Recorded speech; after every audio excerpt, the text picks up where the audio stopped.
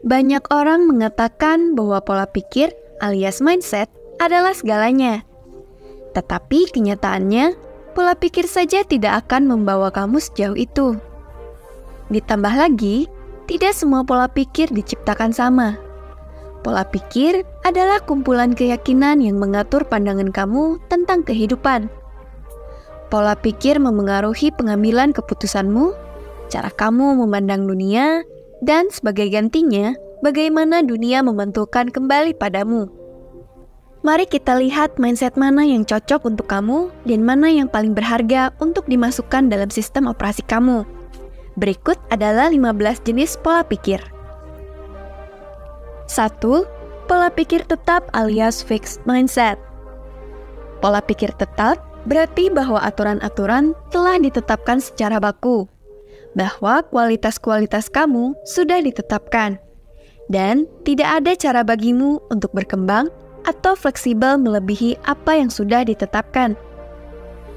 Orang-orang dengan fixed mindset biasanya sangat keras kepala. Mereka melihat dunia hanya hitam dan putih saja. Mereka adalah orang-orang yang percaya pada takdir. Hidup telah dituliskan untuk mereka, jadi tidak ada gunanya mencoba mengubahnya. Fixed mindset adalah salah satu indikator utama kemiskinan dan penderitaan. Jika seseorang tidak percaya bahwa mereka mempunyai kekuatan untuk mengubah realita mereka, mereka hidupnya tidak akan maju-maju dan hanya di situ-situ saja. Padahal takdir ada dua, takdir yang tidak bisa dirubah dan takdir yang bisa dirubah. 2. Pola pikir pertumbuhan alias growth mindset. Pola pikir pertumbuhan adalah kebalikan dari fixed mindset. Orang-orang dengan pola pikir ini percaya bahwa kenyataan dapat diubah melalui usaha, disiplin, dan wawasan. Mereka melihat kenyataan hanya dibatasi oleh kemampuan mereka untuk memahaminya dan usaha yang mereka lakukan untuk mengubahnya. Orang-orang dengan growth mindset terobsesi dengan kemajuan mereka. Mereka mendapatkan nilai dari kemajuan tersebut. Seberapa jauh aku sudah melangkah? Jika aku bisa sampai sejauh ini, maka sejauh apa lagi yang bisa aku capai? Mereka tidak suka diam. Bahkan saat istirahat, pikiran mereka masih memikirkan apa yang bisa mereka lakukan lebih baik atau apa yang akan mereka lakukan selanjutnya. Mereka adalah para pembangun. Tidak ada kata berhenti berkarya dalam hidup mereka karena selalu ada yang bisa dilakukan. Kelemahan dari growth mindset adalah kamu bisa terjebak dalam permainan tanpa batas. Pola pikir ini memungkinkan kamu untuk menjadi sangat sukses dalam hidup. Tetapi, kamu hanya akan mendapatkan pengakuan alias validasi jika mencapai posisi yang lebih tinggi. 3. Pola pikir penjudi alias gambler mindset. Mereka adalah orang-orang yang menunggu kesempatan besar. Mereka tidak mengejar kemajuan, tetapi mereka mengejar ketidakpastian yang tinggi. Mereka mempertaruhkan segalanya, bahkan ketika seharusnya tidak dilakukan. Ini membawa mereka menjalani kehidupan yang penuh kekacauan. Hal ini tidak berkelanjutan sama sekali. Kelemahan mereka adalah ketidakmampuan mereka untuk pernah memperluas pandangan. Penjudi hanya peduli pada saat ini. Mereka menghabiskan semua yang mereka miliki saat ini. Mereka tidak bisa mengendalikan diri. Mereka adalah orang-orang yang mendapatkan kemenangan pada satu titik waktu, menyia-nyiakannya, dan sekarang terus mengejarnya sambil menjebak diri mereka sendiri tanpa mereka sadari. 4. Pola pikir korban alias victim mindset. Mereka selalu merasa ini bukan salahnya, dan bahwa dunialah yang bersekongkol melawan mereka. Mereka suka menyalahkan mulai dari orang tua, keluarga, tetangga, guru, teman, perusahaan-perusahaan, pemerintah, sampai Illuminati yang membuat hidup mereka tidak maju dan berkembang. Mereka selalu terlambat menyadari atau malah tidak pernah menyadari. Mereka selalu merasa menjadi korban keadaan tanpa melakukan perubahan diri yang signifikan. Selain itu, mereka berpikir bahwa mereka hanya kebetulan berada di tempat yang salah pada waktu yang salah. Orang dengan victim mindset percaya bahwa mereka memiliki begitu banyak potensi, tetapi mereka tidak pernah mendapat kesempatan untuk mewujudkannya. Mereka berpikir, jika bukan karena faktor A, B, C, D, E yang suka ikut campur, mereka akan jauh lebih maju. Padahal, itu semua hanyalah alasan yang mereka karang agar dimaklumi bahwa hidup mereka tidak maju. Dan alasan mereka juga agar menutupi bahwa sebenarnya mereka enggan keluar dari zona nyaman. Sayangnya, menyalahkan orang lain atas situasimu tidak akan pernah memperbaiki kondisi hidupmu. 5. Pola pikir menang kalah alias zero-sum mindset. Kamu percaya hasil yang terbatas. Jika kamu menang, maka orang lain kalah. Jika kamu kaya, maka orang lain tetap miskin. Mereka percaya bahwa hanya ada jumlah hadiah yang terbatas. Pola pikir menang kalah menyiratkan bahwa hanya ada satu kue. Dan jika kamu makan terlalu banyak, orang lain tidak akan mendapatkan bagian yang adil. Dalam zero-sum mindset, gagasan bahwa kamu bisa memanggang kue dalam jumlah yang banyak sama sekali tidak ada. Mereka mencoba membagi apa yang ada daripada mencari cara untuk menciptakan lebih banyak. Mereka adalah orang-orang yang percaya pada pemotongan pengeluaran dan penganggaran. Mereka tidak menyadari bahwa mereka memiliki pilihan untuk meningkatkan pendapatan mereka. Salah satu perbedaan terbesar antara mereka yang berhasil dalam hidup dan mereka yang tidak adalah pemahaman bahwa keseluruhan lebih besar daripada jumlah perbagian. Padahal, jika bersinergi bersama, kamu dapat mengalahkan seekor mamut dan mendapatkan dagingnya untuk dimakan. Sementara jika sendirian, kamu hanya bisa memetik buah beri untuk dimakan. Sekarang, hanya mendapat 10% daging dari satu ekor mamut jauh lebih baik daripada mendapat 100% dari 9 buah beri. 6. Pola pikir pengikut alias follower mindset. Mereka tidak suka membuat keputusan. Mereka tidak pernah bisa memberikan jawaban yang jelas.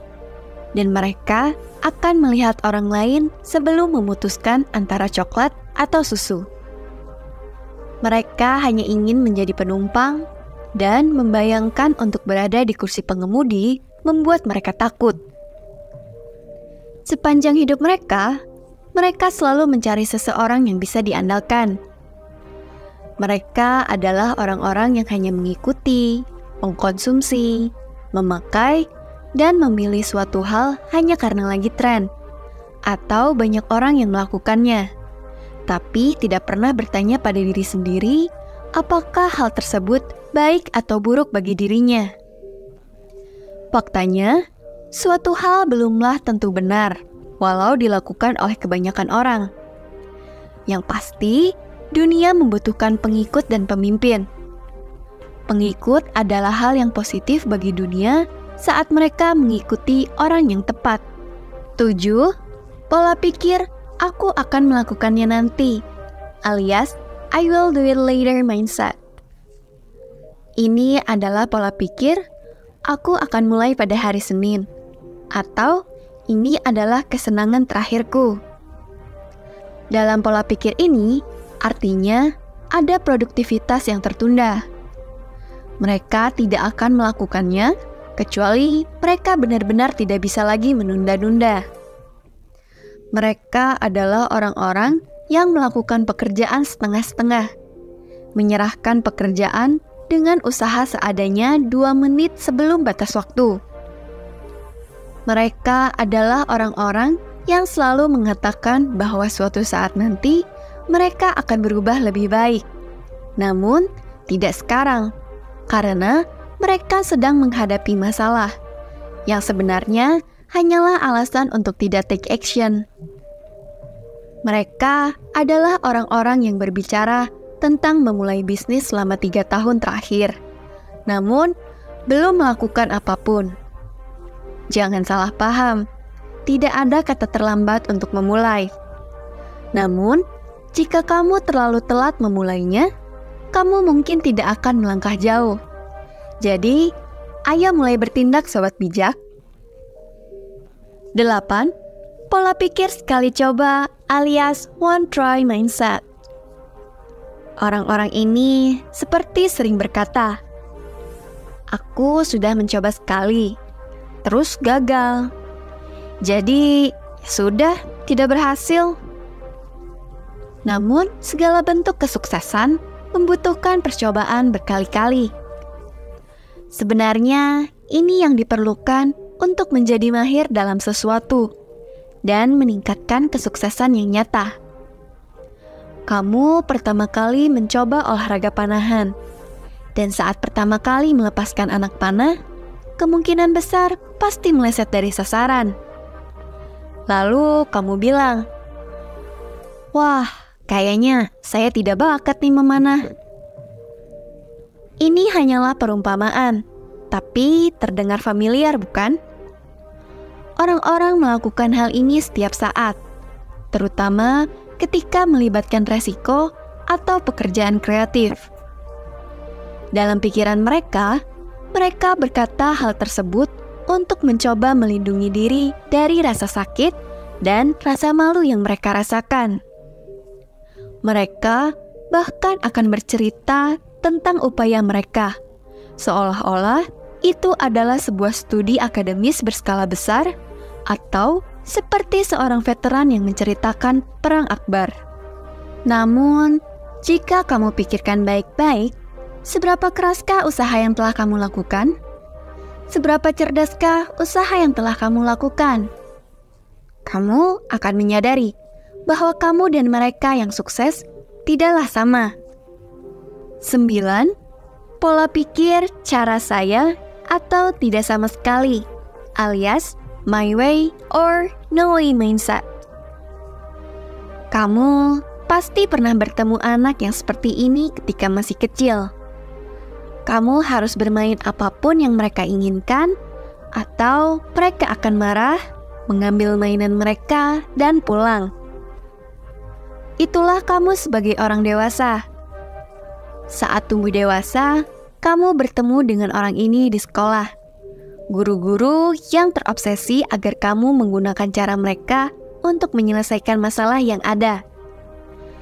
Tidak hanya itu, mereka juga bahkan menghukum setiap murid yang memakai cara lain atau alternatif untuk memecahkan masalah. Sebagai orang dewasa, kamu mungkin menemukan mereka di tempat kerja sebagai atasanmu, atau bahkan dalam kelompok pertemananmu, sebagai orang yang ingin memilih apa yang harus dilakukan semua orang saat liburan. Tips pro, my way or no way mindset, hanya berhasil jika kamu yang membayar semuanya, dan kamu tidak terlalu peduli apakah sesuatu terjadi atau tidak. 10. Pola pikir bersyukur alias gratitude mindset. Ingat growth mindset alias pola pikir pertumbuhan? Di sana kita sudah membeberkan bahwa orang dengan growth mindset tidak pernah merasa cukup. Mereka tidak pernah merasa puas. Nah, sekarang ada sebuah area yang disebut zona Goldilocks. Zona Goldilocks adalah ketika kamu menggabungkan growth mindset dengan gratitude mindset.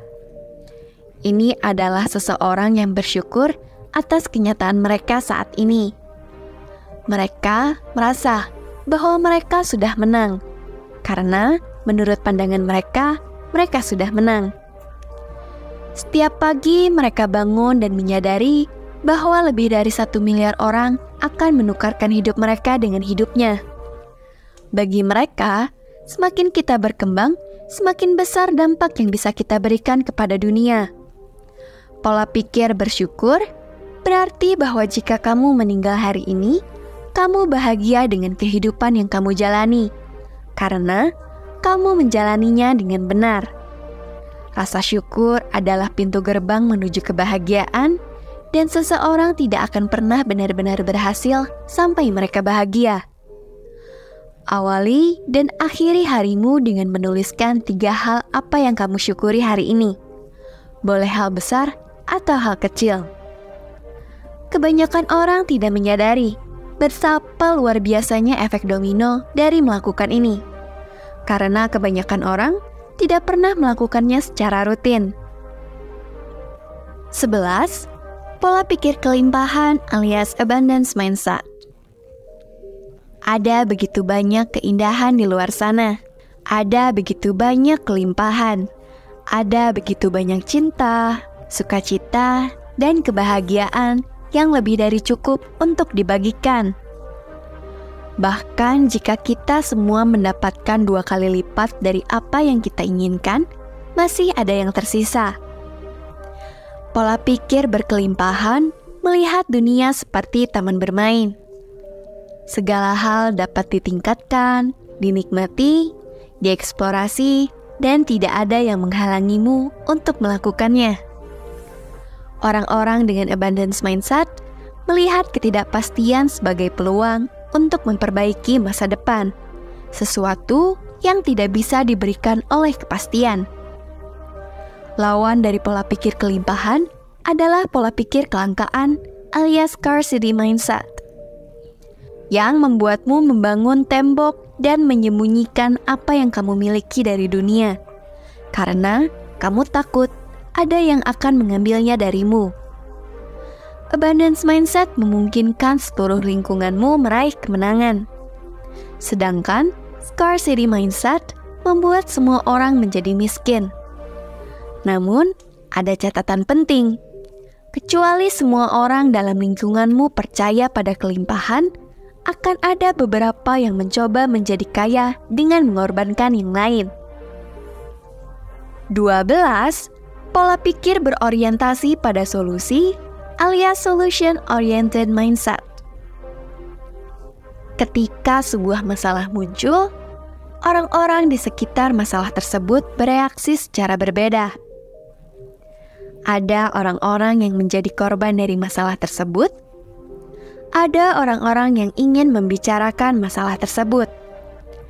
Ada orang-orang yang menunggu orang lain untuk menyelesaikannya. Dan akhirnya, ada beberapa orang yang ingin benar-benar menyelesaikan masalah tersebut. Di luar itu, ada beberapa orang lain yang suka mengeluh atau memberikan pendapat mereka tentang bagaimana masalah diatasi oleh orang lain. Semua orang kecuali orang yang memperbaiki masalah adalah faktor yang negatif terhadap situasi tersebut. Sebagai aturan dalam hidup, menonton dari pinggir lapangan seharusnya tidak mengganggu mereka yang benar-benar melakukannya. Pola pikir yang berorientasi pada solusi adalah alasan utama mengapa pernikahan dapat bertahan lama dan berkembang dari waktu ke waktu. Alih-alih memendam perasaan tersebut dikomunikasikan, dan mereka yang terlibat tidak akan beranjak hingga masalahnya selesai. Dan hal ini juga berlaku dengan baik dalam pekerjaan atau bisnis. 13. Pola pikir kreatif alias creative mindset. Mereka adalah orang-orang ide, bukan yang mengeksekusi ide-ide tersebut dalam jangka waktu yang lama. Mereka menyukai puzzle, tetapi begitu mereka menemukan jawabannya, mereka tidak ingin menjadi orang yang melakukan pekerjaan untuk menyatukan kepingan puzzle tersebut. Kebanyakan orang melihat masalah dengan satu solusi dalam pikiran, tetapi orang-orang dengan creative mindset mencari cara untuk menyusun ulang elemen-elemen tersebut dan menggunakannya di tempat lain. Dalam dunia bisnis, hal ini berarti menemukan orang yang kamu pekerjakan untuk satu posisi yang sebenarnya lebih cocok di divisi lain, daripada memecatnya begitu saja. Creative mindset memungkinkan kamu untuk melihat kenyataan dan menciptakan alternatif yang masih bisa disampaikan maksudnya. Pola pikir kreatif memungkinkan dunia mengalir melalui mereka karena mereka tidak terikat pada kerangka kerja yang kaku. Pola pikir kreatif melihat peluang di mana orang lain melihat halangan. 14. Pola pikir kolektor alias collector mindset. Mereka adalah orang-orang yang sangat senang dengan sesuatu yang baru. Semakin banyak barang yang mereka koleksi, semakin baik. Mereka biasanya adalah pengguna awal. Mereka selalu membeli iPhone baru. Mereka selalu membeli barang-barang edisi terbatas. Mereka berkendara antar kota untuk sebuah makanan hits, karena seseorang di internet mengatakan bahwa makanan itu sangat enak. Mereka mengumpulkan pengalaman, barang, kenangan, dan segala macam hal. Kelemahan orang dengan collector mindset adalah mereka segera ingin beralih ke koleksi berikutnya. Jadi, kamu mungkin sedang berlibur dan berbicara tentang perjalanan berikutnya yang ingin kamu lakukan. Masalahnya adalah mereka tidak pernah mendalam. Mereka adalah orang-orang yang berganti-ganti pasangan dan emosionalnya tidak stabil. Bagi para collector mindset, nilai diperoleh dari mencentang hal-hal di daftar. Kamu pernah bertemu dengan orang-orang seperti ini sebelumnya, yang tidak sabar untuk melompat ke hal baru berikutnya untuk ditambahkan ke dalam koleksi mereka. 15. Pola pikir pemenang mengambil semua, alias the winner takes all mindset. Ini adalah individu yang sangat kompetitif. Mereka adalah sepupu yang terobsesi dari fixed mindset dan gambler mindset. Tidaklah cukup bagi mereka untuk menang. Orang lain harus gagal total. Mereka menggambarkan diri mereka sebagai serigala kesepian. Tetapi pada kenyataannya, tidak ada kelompok yang ingin bergaul dengan mereka. Mereka menganggap diri mereka terlalu serius dan hanya peduli tentang kemenangan. Jika mereka merasa hasilnya tidak akan menguntungkan mereka, mereka akan segera berhenti dan menuding orang lain tidak bekerja keras. Mereka tidak menginspirasi orang lain. Tetapi, seiring bertambahnya usia dan pemahaman bahwa hidup adalah permainan tim, kamu perlu belajar bermain dengan orang lain dengan baik. Karena tidak peduli seberapa hebatnya kamu akan kalah dari orang yang dapat bekerja sebagai tim. Jadi, di antara 15 pola pikir ini, mana yang kamu miliki? Beritahu di komentar ya. Dan untuk sobat bijak yang sudah menonton video sampai bagian ini, kami telah menyimpan pola pikir rahasia hanya untuk kamu. 16. Pola pikir kenyataan bisa dinegosiasikan, alias the reality is negotiable mindset. Pola pikir ini adalah cara melihat dunia di mana segala sesuatu yang kamu inginkan ada untuk kamu dapatkan. Jika kamu memintanya berulang kali sampai kamu mendapatkannya. Kamu perlu bernegosiasi dengan kehidupan untuk mendapatkan hasil yang kamu inginkan. Kamu memberi, maka kamu akan mendapatkan sesuatu kembali. Kamu mengorbankan sesuatu, maka kamu akan mendapatkan penggantinya. Begitu kamu memahami cara berdagang dengan kehidupan, kamu dapat bernegosiasi dengan kehidupan untuk kepentinganmu. Kamu memberikan sedikit dan mendapatkan lebih dari apa yang kamu minta. Semakin sering kamu melakukannya, semakin baik kamu melakukannya, dan kenyataan kamu pun berubah. Saat itulah kamu memasuki fase baru dari keberadaanmu. Ketika kamu menyadari bahwa kamu telah memecahkan kodenya, semuanya menjadi pilihan bagimu. tidak ada lagi batasan. Ini hanya masalah bernegosiasi dengan kehidupan dan kemudian memberikan apa yang diinginkannya sebagai imbalan. Kedengarannya agak cheesy, tetapi pada saat itu, kamu sebenarnya bisa melakukan apapun yang kamu inginkan jika kamu bersedia melakukan pertukaran. Jika kamu sependapat, silakan tulis kenyataan bisa dinegosiasikan di kolom komentar. Mari kita lihat berapa banyak dari sobat bijak yang akan mulai bernegosiasi dengan kehidupan dan bergerak maju. So, let's take action. Salam bijak.